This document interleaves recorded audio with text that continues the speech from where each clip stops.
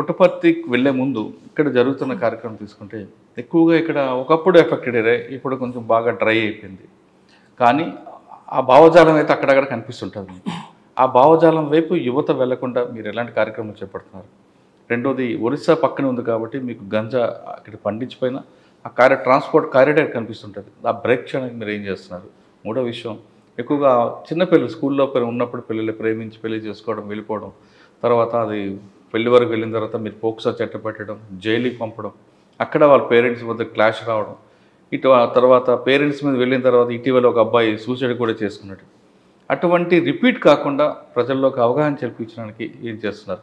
ఈ మూడు కార్యక్రమం విషయం చెప్పే ముందు మాధవ్ రెడ్డి గారు బై ఛాన్సా బై చాయిసా యూనిఫామ్ వేసుకోవడం? యూనిఫామ్ బై ఛాన్స్ అనే చెప్పాలండి. అంటే 2007 నోటిఫికేషన్ అండ్ 2009లో గ్రూప్ 1 పేరెంట్స్. సో గ్రూప్ 1లో I got DSP by chance, but I feel very happy that I got into the police department. So నా నేపథ్యం అండి, నాది నేటివ్ వచ్చి కడప జిల్లా. మై ఫాదర్ ఆయన బ్యాంక్ మేనేజర్గా రిటైర్డ్ అయ్యారు, ఎస్వి రమణారెడ్డి. తల్లి విజయలక్ష్మి గారు, she is a house wife.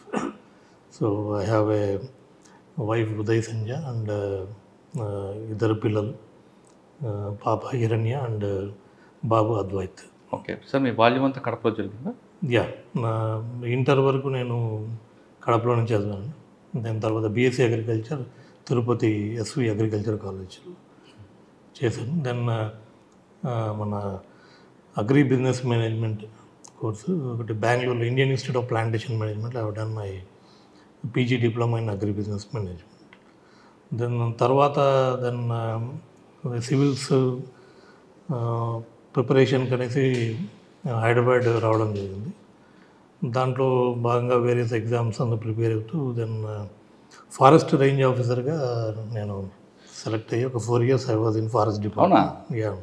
ఇక్కడ సో నేను నిజామాబాద్ కామారెడ్డి సబ్ డివిజన్లో ఇందల్వాయి రేంజ్ ఆఫీసర్గా 2 years చేశాను. సో 2 years ట్రైనింగ్ 2006 నుంచి 2010 వరకు. ఓకే సార్, అక్కడ మీకు బాగా ఎక్స్పీరియన్స్ చెప్పండి. మీరు ఇంద్రవాయిలు చేశారు, ఇంద్రవాయిలు తర్వాత గాంధారి, ఈ ఫారెస్ట్ అంతా మీకు కొట్టిన పిండ. అక్కడ మీకు మెమరబుల్ చెప్పండి సార్. అంటే మీరు 2010లో చేశారా? కాదండి, అంటే 2006 batch forest range officer, but training అంతా అయిపోయి 2007 నుంచి 2010 వరకు. సార్ మూమెంట్ మూమెంట్ ఆల్మోస్ట్ తగ్గింది. So that is also actually బాగా ఒకప్పుడు affected area. Even my range office ఏదైతే ఉందో ఇందల్వాయిలో, దట్ అది 2 సార్లు అప్పుడు మావోయిస్టులు పెంచడం జరిగింది. దాన్ని డైలాబిటేటెడ్ బిల్డింగ్లో నేను నా ఆఫీస్ నిర్వహించడం జరిగింది.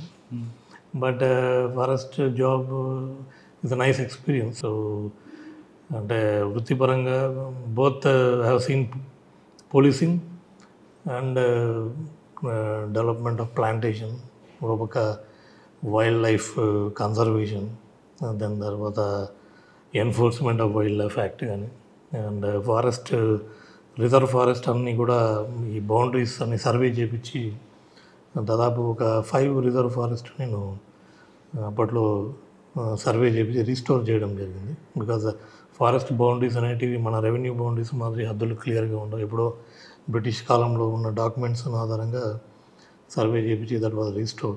So that is one happy thing. And సాధారణంగా నక్సల్ ప్రభావం పెరగడానికి ప్రధాన కారణం ఫారెస్ట్ అధికారులే అంటే ఒకట వార్త ఉంది. గిరిజనులందరూ కూడా ఫారెస్ట్లకు వెళ్తారు, వాళ్ళని అడ్డుకోవడం వల్ల ఇవన్నీ జరుగుతున్నాయని ఉంది. వాస్తవం అంటారు? సో అది మేబీ అప్పుడు ఉన్న పరిస్థితుల్లో ఫారెస్ట్ ఇది కంప్లీట్గా కారణం అని నేను చెప్పను. బికాజ్ ఒకసారి మనం చూస్తే మనకి నక్సలిజం ఏ విధంగా వచ్చింది అనేది ఒకసారి బ్రాడ్గా ఆలోచన. As far as my knowledge is concern, land lords atrocities కానీ, భూస్వామ్యవాదం, అపార్ట్ ఫ్రమ్ ఫారెస్ట్ ఇష్యూసే కాకుండా ఈ పూర్ పీపుల్ మీద ఎక్స్ప్లాయిటేషన్స్, ఇవన్నీ ఒక పాజిటివ్ థింగ్స్గా తీసుకొని నక్సలిజం అనేది డెవలప్ కావడం జరిగిందని నేను అనుకుంటున్నాను. వేరియస్ ఇష్యూస్ వర్ దేర్, అవన్నీ కూడా కాలక్రమేణా గవర్నమెంట్ డిఫరెంట్ వేస్లో డెవలప్మెంట్ పరంగా కావచ్చు, వెల్ఫేర్ స్కీమ్స్ పరంగా కావచ్చు, అండ్ చట్టాల పరంగా కావచ్చు. For example land titling act కానీ, భూములు పంచడం, ఇవన్నీ కూడా వేరియస్ మెథడ్స్లో answered this social problems. And that's why there is no relevance of Naxalism. Sir మరి ఫారెస్ట్ నుంచి వాళ్ళ మీరు కాకి మార్చారు? రెండు కాకే కానీ అది వేరే వేరు కదా, అందులో లాఠీ ఉంటుంది, ఇందులో లాఠీ ఉంటుంది. There also part of policing is there. But then again started preparing group 1 2007లో మళ్ళీ నోటిఫికేషన్ పడినప్పుడు. దెన్ జాబ్ చేస్తూనే నేను ఐ వాజ్ ప్రిపేరింగ్. ఇందల్వాయిలో అదే రేంజ్ ఆఫీసర్గా జాబ్ చేస్తూ I was preparing and selected for this. So then one scale up 2010లో join అయ్యాను. సార్ ఒకసారి మనం వెనక్కి వెళ్తే మీరు నైట్ బీట్ ఆఫీసర్ చేస్తుంటారు ఫస్ట్లోనే ఫారెస్ట్లో. ఎప్పుడైనా మీకు ఎలుగుబంట్లు కానీ ఇటువంటివి కనబడేవా? ఎలుగుబంట్లు మాకు కనపడలేదండి. But interesting issues what we faced at the time. నేను జాయిన్ అయిన కొత్తలో అయితే విలేజెస్కి వచ్చి ఒక సందర్భంలో అటాక్ చేయడం జరిగింది. ఒక విలేజ్లో ఎలుగుబంట్లు they have attacked sarpanch and 2-3 సీరియస్గా అటాక్ చేస్తారు. సో ఆ గ్రామస్తులు వాటిని న్యాచురల్లీ రిటాలియేట్ చేసి చంపడం జరిగింది. సో ఒక పక్క ఇట్స్ డైలమా. అదే ఫారెస్ట్ ఆఫీసర్ వాళ్ళ మీద కేసు పెట్టారు, వైల్డ్ లైఫ్ యాక్ట్. దాని వాళ్ళేమో చూస్తే చావు బతుకుల మధ్యలో ఉన్నారు, అంటే seriously injured and hospital. And some NGOs like Maneka Gandhi ఇలాంటి వాళ్ళు who are very much involved in to wildlife conservation. Why వీళ్ళని ఇంకా అరెస్ట్ చేయలేదు అనేసి, మీరు అదే ఒక మనిషిని మర్డర్ చేస్తే ఇంతవరకు ఉపయోగిస్తారా? జంతువులు కాబట్టి మీరు చూపిస్తున్నారు. సో అలా ఒక పక్క వాళ్ళు హాస్పిటల్ ఉన్నారు, కొంతమంది అలా. So there is a conflict of man animal conflict అనేది. So how difficult it is. మీరు ఎటువైపు ఉన్నారు అప్పుడు? So we have slowly convinced and కొద్దిగా వాళ్ళు కొంచెం రిక్కుపోయినాక that has to be become because wildlife act as per ఇది మనం పోవాల్సింది. So that is one thing. And of course వెలుగుబంట్లు మీరు అన్నట్టు 1 or 2 పర్సన్స్ని లోపలికి వెళ్ళినప్పుడు చంపడం అవన్నీ కూడా జరిగి ఒకసారి వస్తుంటాయి విలేజెస్కి రావడము. ఒకసారి కప్స్ వచ్చాయి, అవి తాండాలకు వచ్చాయి. సో అంత తాండా వాళ్ళంతా కూడా ఫారెస్ట్ బార్డర్లో ఉండే తాండా, అది భయపడుతున్నారు. మేమంతా వెళ్ళి, సో ఆ మదరు ఫెరోషియస్గా ఉంటుంది.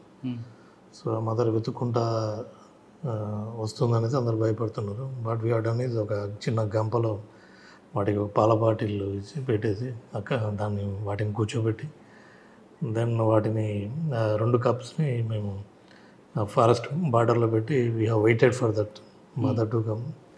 దెన్ ఆ రోజు రాలేదు అది. మళ్ళీ నైట్ అంతా కదా కాపలా కాసి we have given assurance to tanda people and మేము కూడా బందోబస్తు. Then again next day evening అది వచ్చి గంపను బాస్కెట్ను తన్నేసి ఆ పిల్లల్ని తీసుకొని సో అట్లా మేము ఊపిరి పీల్చుకున్నాము. ఒకవేళ ఎలుగుబంటి ఎదురైంది అనుకోండి, ఏం చేయమంటారు? ఎలుగుబంటి ఎదురు అయినప్పుడు న్యాచురల్లీ ప్యానిక్ అవుతుంది. జనరల్గా విలేజెస్లో క్రాకర్స్ పేల్చడం, సౌండ్స్ ఒక ఇది వాటిని భయభ్రాంతులు గురి చేస్తే అవి వెళ్ళిపోతాయి. సో అదర్వైజ్ పారిపోవడం, better to escape.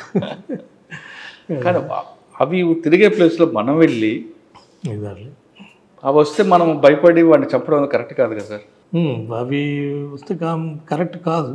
So but కొన్ని సందర్భాల్లో అంటే జనరల్లీ హ్యూమన్ టెండెన్సీ కొద్దిగా ప్యానిక్ అవ్వడం, అవి కూడా ప్యానిక్ అయ్యి అటాక్ చేయడం, వాటికి కూడా ప్రాణభయం ఉంటుంది. వాటికి ప్రాణభయంతో అవి అటాక్ చేయడం, లేకపోతే ఒకసారి తల్లి పిల్లల కోసం రావడం, ఫెరోషియస్ ఉండడం, ఈ కైండ్ ఆఫ్ దీంట్లో ఈ ఎక్కువ ఏమవుతుందంటే మనకి ఈ సమ్మర్లో ఎక్కువ ఈ వాటర్ కోసం వెతుక్కుంటా wildlife they come out of the forest. So దానికోసమనే one of the satisfying job what we have done is సమ్మర్లో సాసర్ పిట్స్ అని అప్పట్లో డిపార్ట్మెంట్ స్కీమ్లో వాటర్ ఇంపార్టెంట్ ప్లేసెస్ ఐడెంటిఫై చేసి ఒక సాసర్ పిట్స్ కట్టించేది 3 months use to pour water and maintain చేసేవాళ్ళు. So that wildlife అక్కడే ఉండేది. ఇన్స్పైట్ ఆఫ్ ఆల్ దీస్ ఒక్కోసారి వస్తుంటాయి. సార్ 2008లో యా వన్యప్రాల నుంచి మనుషుల్లోకి వచ్చారు మీరు. That was nice experience. First posting నాది షాద్నగర్, అప్పుడు ఉమ్మడి మహబూబ్ నగర్ జిల్లా, షాద్నగర్ సబ్ డివిజన్. ఎవరండి ఎస్పీ ఫస్ట్ మీకు? సో ఫస్ట్ మంచి లక్ష్మీరెడ్డి గారు ఉండేవారు. సో ఆయన తర్వాత నాగేంద్ర కుమార్ సార్, ఎవరండి? Nagendra Kumar retired IG retired